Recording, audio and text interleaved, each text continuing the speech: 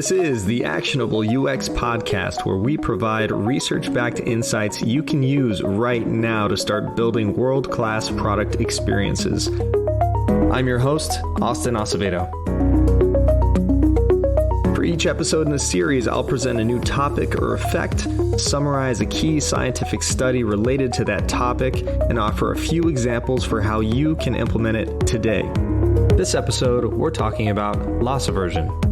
After this episode, you'll be able to more effectively influence your users to purchase your products when faced with a buying decision and be more responsive to your promotions.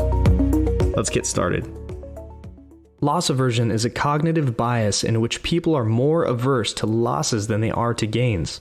It suggests that we are more likely to take action to avoid a loss than to acquire a gain. We dislike losses so much, we are even more likely to take on risk to avoid a loss rather than gain rewards. We see examples of this all the time. It's easy to avoid investing in the stock market for fear of doing so at the wrong time and then losing your investment. People often refuse to switch cell phone plans for fear of losing their existing benefits. It's very common for people to keep a job that is unsatisfying but offers a steady income. We even hang on to material items that we probably haven't used for years, just so that we don't risk having to buy that item again at some point in the future, even though our track record clearly shows we're not going to use it. This phenomenon has been rigorously tested over the past 44 years, and it all started with David Kahneman and Amos Tversky. Kahneman and Tversky are two of the most prominent figures in the field of behavioral economics and cognitive psychology. Each of them have earned a Nobel Prize for their work and are known primarily for their breakthroughs in psychology of judgment and decision-making. Loss aversion was first introduced in their 1979 paper, Prospect Theory, an analysis of decision under risk. To better understand loss aversion, I'm going to talk briefly about prospect theory. Up until this point, it was broadly accepted that people are able to make rational decisions, and primarily do so by weighing how much value they think they will attain from something. This is the basis of what's called utility theory. We all anecdotally have proof of this being accurate to some degree. When we think about buying a car, for example, we often have an inner criteria for what a good choice will be based on our particular needs. For example, I have a 13-month-old at home, which requires us to pack a ton of stuff in the car: bags, strollers, car seat, and so on. Although I'd love to be cruising in a two-door Porsche, I'm definitely going to attain more value from an SUV. However, what utility theory fails to acknowledge is how we think about risk and how impactful perceived risk is on our decisions. Kahneman and Tversky's prospect theory challenges utility theory by suggesting that people weigh their perceptions of risk more heavily than the expected utility we expect to gain from something. We'll get more into prospect theory in another episode, but the takeaway here is that risk plays a huge role in how we make decisions, and we generally tend to be more risk-averse when it comes to perceived losses. Kahneman and Tversky tested this theory by presenting study participants with the following problems. Just for fun, try to answer them for yourself as well. Problem 1. In addition to whatever you own, you have been given $1,000. You now have two choices. Option A, you have a 50% chance of earning an additional $1,000. Option B, you get a guaranteed additional $500. Which do you choose? If you chose option B, a guaranteed additional $500, you are joined by the majority of Kahneman and Tversky's test subjects. How about this one? Problem 2. In addition to whatever you own, you have been given $2,000. Nice. You now have two choices. Option A, you have a 50% chance of losing $1,000. Option B, you have a guaranteed loss of $500. Which do you choose? If you chose option A, to have a 50% chance of losing $1,000, you are again joined by the majority of test subjects. What these problems, as well as many others documented in the study, demonstrate is that losses feel disproportionately more painful than gains. The probabilities for the outcomes in these two problems are exactly the same, but our logic is clearly affected when we are presented with a perceived guaranteed loss. This is even the case when actual losses are very small. When we perceive to have something in our possession, it's particularly hard to let go. Furthermore, when it comes to money, especially coming into bonus money, like the examples above, Kahneman and Tversky consider that there is a strong possibility we've already subconsciously thought about what we would spend that money on. I don't know about you, but when reviewing these problems mentioned for the first time, as soon as I read "you've been given $1,000, images started immediately flashing in my head for what I would spend this money on. You can imagine that this extends the effects of loss aversion, because in this example, that image, that object or experience we would want to spend that extra cash on, in our minds is as good as ours. We emotionally have already decided that that's what we would want to buy.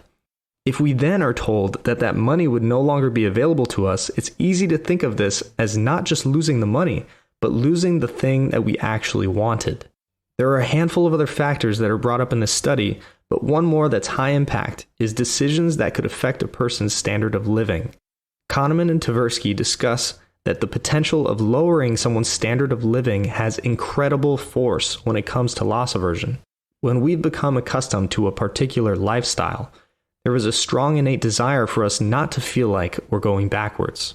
These test results have been replicated as recently as 2020 in a global study done by Columbia University's Mailman School of Public Health, effectively replicating Kahneman and Tversky's experiments with a 94% success rate.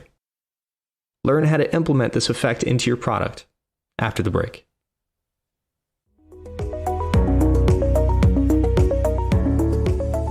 Welcome back. Here are your examples for how to implement loss aversion into your product right now. I'd like to note that it's important to be very thoughtful and even careful about how you incorporate loss aversion. This topic is rife with opportunity for accidental deceptive patterns. Deceptive patterns are techniques used to manipulate users into taking an action or making a decision that benefits the business without benefiting the user. Deceptive patterns may be effective in the short run, but have very high likelihood of negative consequences that could be fatal for a brand. They can quickly destroy trust with your users if they feel misled. They can have serious legal implications and ultimately can create significant bad publicity very quickly due to the effectiveness of word of mouth and social media. People also remember bad experiences longer than good experiences, so any frustration or confusion created by your app will likely stick with the user for a long time. All that to say, make sure you're using loss aversion and any of the concepts presented in this podcast with good intention for your business as well as your user. So how do we go about doing this for loss aversion? A few bad examples include pop-up countdown timers, which are mostly outdated, but I still see them every once in a while. Telling users they have 5 minutes to make a purchase with a discount, or telling them that an item is running out of stock and someone else is looking right now. These create stress for a user and ultimately leave a bad impression of your service. Any sort of ultimatum to push the user to buy something immediately will often be a good reason for them to seek out one of your competitors who they trust and probably enjoy using a lot more. Now for some good examples. Returning to our study, loss aversion occurs when the user has perceived that they have something in their possession and that there is a potential of them losing it. The freemium model in software as a service products uses this really effectively. Let's say that as a user, we have a task management app that we love. We sign up and are allowed to use it for a month for free. We build the perfect table, organize all of our status columns, and are able to effectively track how much we get done each week. It's added a lot of value for us. The end of the month comes, and we're locked out from adding additional tasks to our table. We are now faced with the potential of losing the time that we spent building the system, the table, and even the tasks themselves. This creates an internal desire for us to want to subscribe to the service so that we avoid the loss of these things.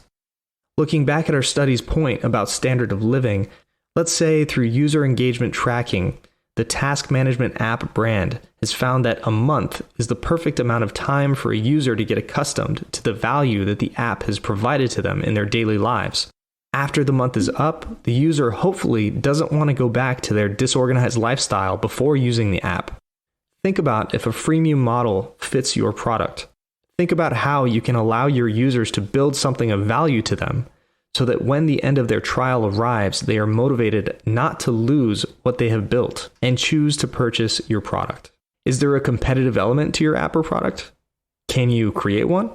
If so, leaderboards could be an effective way to use loss aversion. Let's say you have a leaderboard for which users use your app most frequently. You can encourage these users not to, quote, lose their position by completing a few more tasks in your app before leaving to do something else, for example. A great way to use loss aversion to positively persuade your users is by starting with user research. The goal is to understand their inhibitions for making a buying decision or completing a task in your product. Once you have a list of validated inhibitions, think about them in the frame of loss aversion. What does your product give users more of? What would they be losing out on if they are not using your product? Let's say you have a product that saves users time. How much time will it save them in a month? Enough time to spend half a day hiking in nature? Enough time to hit the beach? TurboTax nails this approach with the catchphrase, "Once you meet with a TurboTax expert, you are free to do not taxes," and then shows a variety of people spending their time doing various hobbies. This is applicable to loss aversion because now the viewer is thinking about the lost opportunity to do their hobbies by having to do their own taxes, which creates the internal desire to use TurboTax. Awesome. There's a lot of room for creativity here, but a very effective strategy for loss aversion is starting with understanding your users' objections. Think about them in the frame of what your users will lose out on by not using your product. Then communicate that to your users in your experience. That's it for this episode. If you'd like to dive deeper in today's concept or check out the rest of our content, please head to our website at theactionableuxpodcast.com. If you'd like to help support the show so we can continue to help you build better products, you can do that at our Patreon, which is www.patreon.com/theactionableuxpodcast. Thank you for listening, and we'll see you next time.